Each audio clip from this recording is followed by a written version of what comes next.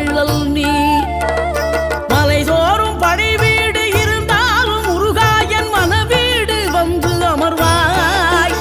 நீ மயிலேறி விளையாடி சுவையான தமிழ் பாடல் கனிவோடு தந்து அருள்வாய். கனிவோடு தந்து அருள்வாய்.